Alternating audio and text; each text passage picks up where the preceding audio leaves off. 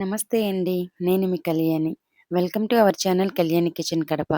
ఈరోజు ఈ వీడియోలో మార్నింగ్‌కి బ్రేక్‌ఫాస్ట్ హెల్తీ రెసిపీ తయారు చేసి చూపించేస్తున్నాను. అదేమిటంటే సగ్గుబియ్యం పెసరపప్పు ఉప్మా. ఈ రెండిటి కాంబినేషన్‌లో టేస్ట్ చాలా బావుంటుంది. తయారు చేసుకోవడం కూడా చాలా సింపుల్. ఫస్ట్ టైమ్ నా ఛానల్‌ని చూస్తున్నట్లయితే సబ్స్క్రైబ్ చేసుకోండి. ఆల్రెడీ చేసిన వాళ్ళైతే లైక్ చేసి హ్యాపీ అవ్వండి. ఇంకా ఆలస్యం లేకుండా వీడియోలోకైతే వెళ్ళిపోదాం. ఇక్కడ నేను 4 టేబుల్ స్పూన్స్ సన్నగా ఉండే సగ్గుబియ్యాన్ని 3 అవర్స్ నానబెట్టాను. ఈ ప్లేస్‌లో మీరు లావు టీనే తీసుకోవచ్చు. సగ్గుబియ్యం అనేది బాగా నానాలి. అలాగే 2 టేబుల్ స్పూన్స్ పెసరపప్పు తీసుకొని నానబెట్టుకోవాలి. కొలతలకనేది ఒకే కప్పు పెట్టుకోండి. లేదా స్పూన్‌లతో అయినా పెట్టుకోండి. నేనిక్కడ 4 టేబుల్ స్పూన్స్ సగ్గుబియ్యానికి 2 టేబుల్ స్పూన్స్ పెసరపప్పు నానబెట్టుకున్నాను. దీన్ని బట్టి కొలతలనేది కరెక్ట్‌గా తీసుకోవాలి. నెక్స్ట్ స్టవ్ వెలిగించేసి పెసరపప్పులో మునిగేంత వరకు నీళ్లు పోసి గిన్నెను స్టవ్ పైన పెట్టి లో ఫ్లేమ్‌లో ఉడికించుకోవాలి. ఈలోపు పప్పుల పొడిని తయారు చేసుకుందాం. 2 టేబుల్ స్పూన్స్ పుట్నాల పప్పు వేసుకోవాలి. అలాగే ఒక 3 ఎండుమిరపకాయలైతే వేశాను. మీరు తినే కారాన్ని బట్టి ఎండుమిరపకాయలనేది వేసుకోవాల్సి ఉంటుంది. ఎండుమిరపకాయలను వేయించాల్సిన అవసరం లేదు. నెక్స్ట్ ఈ పౌడర్‌కి సరిపడా కొద్దిగా సాల్ట్ వేసేసి మూత పెట్టి మెత్తగా గ్రైండ్ చేసుకోవాలి ఈ విధంగా. ఇప్పుడు దీనిని పక్కన పెట్టేద్దాం. ముందుగా నానబెట్టిన సగ్గుబియ్యాన్ని ఒక స్ట్రైనర్‌లో వేసేసేయాలి. ఇందులో నీళ్ళు అసలే ఉండకూడదు. నీళ్ళన్నీ ఉడికిపోవాలి. అప్పుడే మనకి జిగటతనం అనేది రాదు. ఇవి పక్కన పెట్టేద్దాము. ఈలోపు చూడండి పెసరపప్పు అనేది ఉడికిపోయింది. జస్ట్ 15 మినిట్స్‌కంతా ఉడికిపోతుంది. పెసరపప్పు నానబెట్టడం వల్ల తొందరగా ఉడికిపోతుంది. చూడండి చూపించిన విధంగా ఉడికించుకోవాలి. పలుకుగా అస్సలు ఉండకూడదు. మరి ఓవర్‌గా కూడా కుక్ చేసుకోకూడదు. చూపించిన విధంగా కుక్ చేసుకొని ఒక ప్లేట్‌లో కానీ, బౌల్‌లో కానీ తీసేసుకోండి. ఇందులో కూడా నీళ్ళు ఉండకూడదండి. నేను పెసరపప్పు మొత్తం తీసేసాను. స్టవ్ కూడా ఆఫ్ చేశాను. ఇందులో కొద్దిగా నీళ్ళైతే మిగిలాయి కదా! పడేయకండి. వీలైతే చారు చేసుకుంటే చారులోనే వేసుకోవచ్చు. లేదా సాంబార్‌లోనే వేసుకోవచ్చు. ఆ రెండిటి కాదంటే ఈ విధంగా ఆ నీళ్ళలో కొద్దిగా బెల్లం వేసేసుకొని, మిక్స్ చేసుకొని వేడి వేడిగా సూప్‌లాగా కూడా తాగొచ్చు. వీలైతే ట్రై చేయండి బావుంటుంది.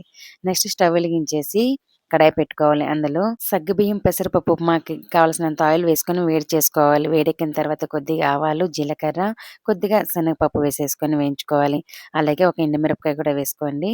పోపు మొత్తం వేగిన తర్వాత ఒక మీడియం సైజు ఉల్లిపాయని చిన్న చిన్న ముక్కలుగా కట్ చేసి వేసుకోవాలి. ఉల్లిపాయ ముక్కలు వేసిన తర్వాత ఒక 2 పచ్చిమిరపకాయలని అయితే చిన్న చిన్న ముక్కలుగా కట్ చేసి వేశాను. మీరు తగినన్ని అయితే వేసుకోవచ్చు. నెక్స్ట్ అందులోకి కొద్దిగా పచ్చి కరివేపాకు వేసుకొని ఒకసారి బాగా మిక్స్ చేసేయాలి. ఉల్లిపాయలు పచ్చి వాసన పోయి మంచి సువాసన వచ్చేంత వరకు ఫ్రై చేసుకోవాలి. ఎక్కువ వేయించుకోవాల్సిన అవసరం లేదు. మంచి సువాసన వచ్చేంత వరకు వేయించుకుంటే సరిపోతుంది. ఈ విధంగా వేగిన తర్వాత అందులోకి ముందుగా స్ట్రైన్ చేసి పెట్టుకున్న సగ్గుబియ్యం అయితే వేసేయాలి. ఈ టైంలో ఫ్లేమ్‌ననేది తగ్గించేయండి. సగ్గుబియ్యం వేసిన తర్వాత ఒకసారి బాగా మిక్స్ చేసేయాలి. సగ్గుబియ్యం వేసిన దగ్గర నుంచి ఫ్లేమ్‌ని లో ఫ్లేమ్‌లో పెట్టేసుకొని తయారు చేసుకోవాల్సి ఉంటుంది. ఒకవేళ మీరు క్వాంటిటీ ఎక్కువ తయారు చేసుకుంటే లో టు మీడియం ఫ్లేమ్‌ని అడ్జస్ట్ చేసుకుంటూ తయారు చేసుకోండి. చూడండి ఒక పక్క మనం కదుపుతూ ఉంటేనే ఇవి ఉడికిపోతాయి. ఆ కడాయి వేడికే ఇవి బాగా ఉడికిపోతాయండి. కదుపుతూ ఉండాలి. అన్నీ కుక్ అయ్యేలాగా చూసుకోవాలి. కంటిన్యూగా కదుపుతూ ఉండాలి. అడుగంటకుండా గరిటెతో బాగా కదుపుకుంటూ ఉడికించుకోవాలి. ఇవి ఒక 4-5 మినిట్స్‌లో అయితే ఉడికిపోతాయి. చూడండి ఈ విధంగా అయితే నేను కంటిన్యూగా తిప్పుతూనే ఉన్నాను. ఆ విధంగా మీరు అన్నీ ఉడికేలాగా చూసుకోవాలి. చూడండి ఈ విధంగా ఉడికాయనుకోండి మనకి కలర్ చేంజ్ అవుతాయి. అలాగే జిగురుతనం కూడా వస్తుంది కొద్దిగా. ఆ టైంలో ముందుగా ఉడికించిన పెసరపప్పును కూడా వేసేసుకోవాలి. పెసరపప్పు వేసిన తర్వాత రుచికి సరిపడా కొద్దిగా ఉప్పు వేసుకోవాలి. ఆల్రెడీ పప్పుల పొడిలో వేసున్నాం కదా! ఇప్పుడు కొద్దిగా వేసుకోండి. ఎక్కువ ఈ రెసిపీలో సాల్ట్ అనేది పట్టదు. కొంచెం తక్కువే వేసుకోండి. సరిపోకుంటే మళ్ళీ వేసుకుందురు. సాల్ట్ వేసిన తర్వాత గరిటెతో ఒకసారి బాగా కలుపుకోవాలి.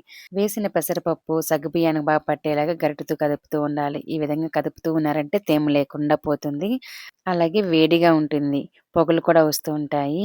ఆ టైంలో మనము ముందుగా గ్రైండ్ చేసి పెట్టుకున్న పప్పుల పొడిని వేసేసి బాగా కలిపేయాలి. ఈ పప్పుల పొడి వద్దు అనుకుంటే స్కిప్ చేసేయొచ్చు. పెసరపప్పు వేసిన తర్వాత కొద్దిసేపు ఫ్రై చేసుకున్నాం కదా! ఇంక తర్వాత స్టవ్ ఆఫ్ చేసి తినేయొచ్చు. అలా కూడా చాలా బావుంటుంది. మీకు కావాలంటే పప్పుల పొడి అనేది వేసుకోవచ్చు. పప్పుల పొడి వేసిన తర్వాత బాగా కలిపేసామంటే ఈ విధంగా పొడి పొడిలాడుతూ టేస్టీగా తయారైపోతుంది. చాలా సింపుల్‌గా, టేస్టీగా, క్విక్‌గా తయారు చేసుకునే హెల్తీ బ్రేక్‌ఫాస్ట్ రెసిపీ సగ్గుబియ్యం, పెసరపప్పు ఉప్మా అయితే రెడీ అయిపోయింది. ఇంకా సమ్మర్ సీజన్ అయితే స్టార్ట్ అయిపోతుంది కదా!